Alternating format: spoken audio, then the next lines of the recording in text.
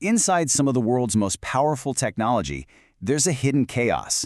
Today, we're going to explore the seriously clever scientific model that's designed to tame it, making sure that all that immense power stays predictable and, most importantly, safe.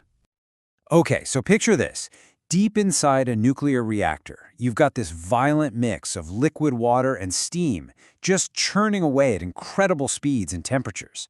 And let me tell you, predicting its behavior isn't just some academic exercise, it's absolutely fundamental to safety. So how on earth do scientists actually manage this chaos? To get how they do it, we're going to build the solution step by step. First, we'll start with a basic idea, a fluid's momentum. Then we'll see how things get really complicated when two fluids mix.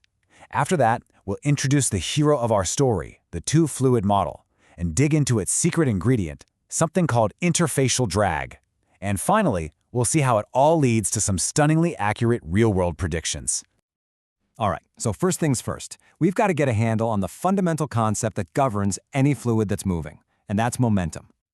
The easiest way to think about it is like a bank account, but for motion. The total force or the push on a fluid in any given area is simply the momentum flowing out minus the momentum flowing in. It's really just straightforward bookkeeping for forces. So let's see how this works in a simple case. Imagine you've got water flowing through a bend in a pipe. By calculating the pressure and the change in momentum as that water makes the turn, you can perfectly predict the force it's exerting on the pipe. Seems simple enough, right? Well, that simple, clean picture, it gets messy. I mean really messy, really fast, as soon as you add a second fluid to the mix.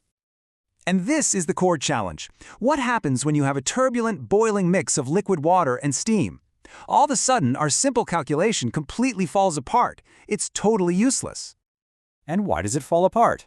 Well, because the mixture isn't uniform at all. It forms these complex, ever-shifting patterns that scientists call flow regimes. You could have steam bubbles rising through water, or maybe tiny water droplets suspended in steam, or you could just have a completely chaotic, churning mess. One simple equation can't possibly handle all of that.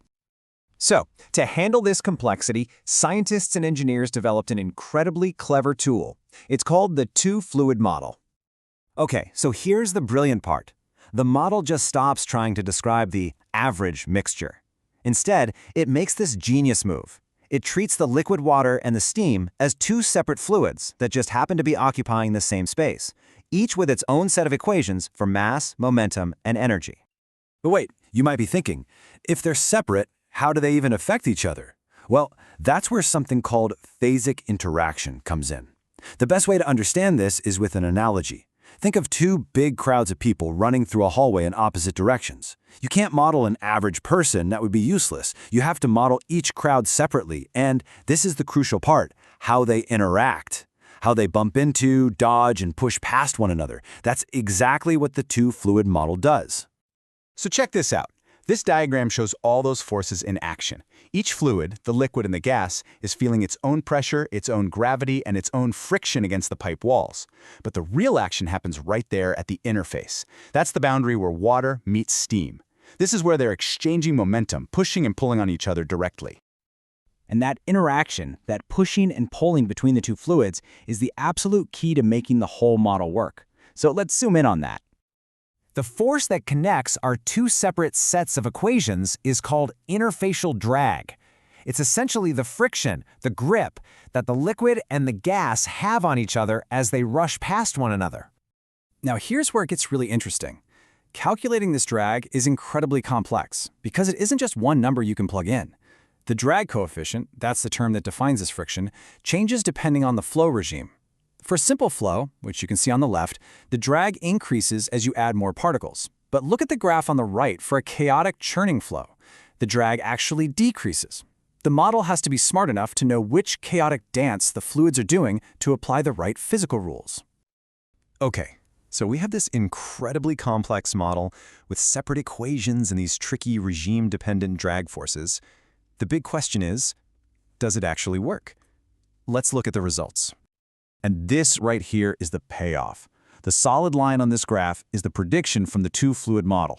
The little circles, those are data points from actual physical experiments. The match is just impressive. It proves that all that complexity is capturing something profoundly true about how this system really behaves. So when you run a full simulation, all those interacting forces and equations give us this, a clear, detailed prediction of what's happening at every single point inside the reactor.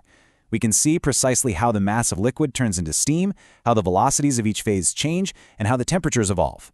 We can, in essence, predict the chaos. So the crucial takeaway here is this. By taking a chaotic mixture and cleverly treating it not as one thing, but as two separate systems that interact, we gain the power to predict its behavior with incredible accuracy. And that insight is what helps ensure safety in these critical environments. And you know, these models are always improving, being refined to include even more subtle physics. It kind of leaves you with a fascinating question. When you think about other chaotic systems out there, from weather patterns to biological systems, what other huge multi-phase problems could we solve by looking at them not as one, but as many?